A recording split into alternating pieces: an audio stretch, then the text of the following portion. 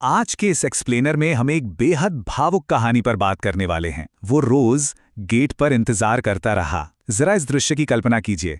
बाहर बारिश की हल्की आवाज कमरे में गूंज रही थी। श्यामलाल जी अपने कांपते हाथों से चाय बना रहे थे। सामने वाली कुर्सी हमेशा की तरह खाली थी।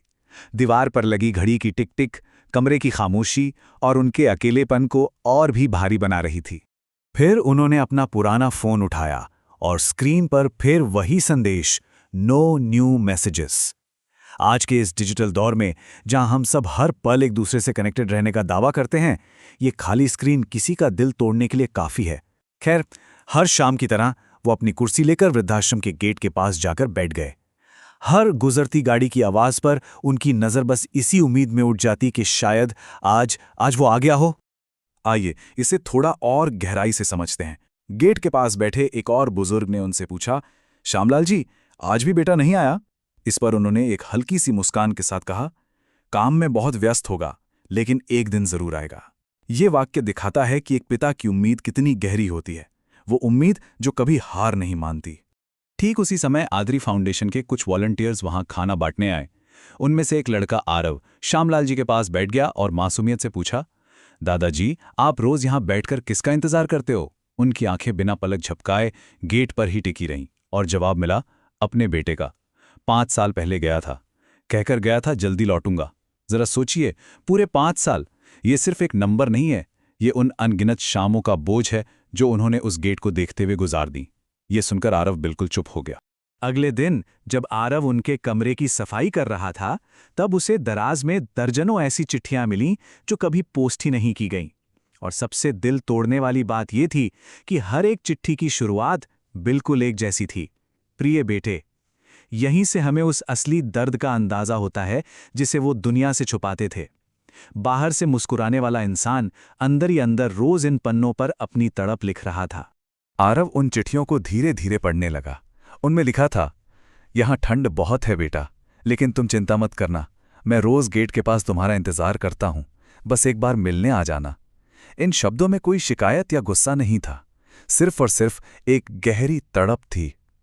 सच कहूं तो इन शब्दों का वजन इतना भारी है कि इन्हें पढ़ते हुए आरव की आंखें भी आंसुओं से भर आईं। और ये बात हमें एक बहुत ही कड़वे विरोधाभास की तरफ ले जाती है। उसी रात वृद्धाश्रम में सभी बुजुर्गों से मिलने उनके परिवार वाले आए थे।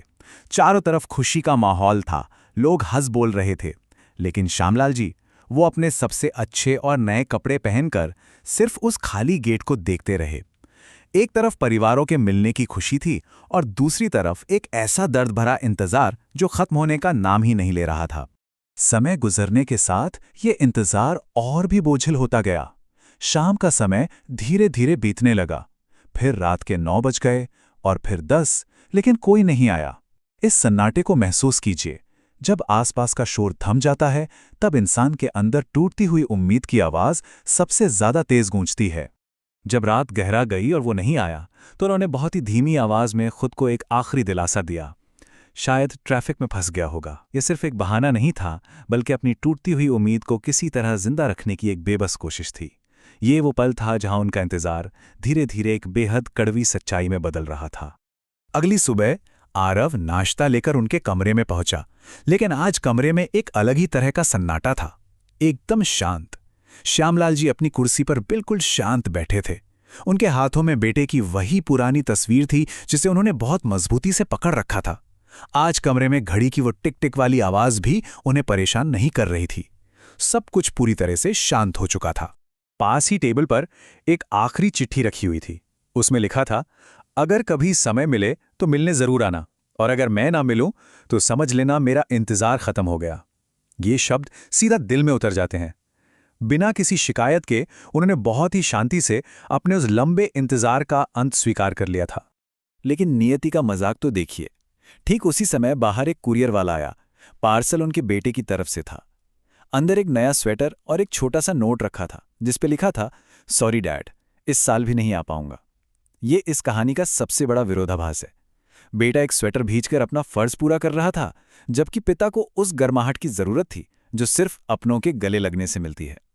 तो इस पूरी कहानी का सबसे अहम पहलू यही है कि कभी-कभी बुजुर्गों को पैसों की, नए कपड़ों की या महंगे तोहफों की जरूरत नहीं होती।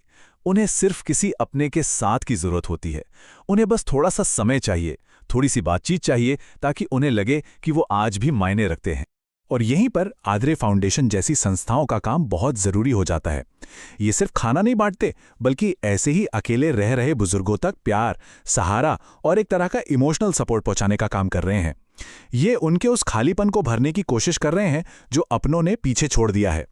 हम इस एक्सप्लेनर के बिल्कुल आखिर में आ गए हैं और ये कहानी हमारे सामने एक बहुत ही जरूरी सवाल छोड़ जाती है कि आपका एक छोटा सा सहयोग किसी का आखिरी इंतजार कम कर सकता है। इस पर विचार जरूर कीजिएगा।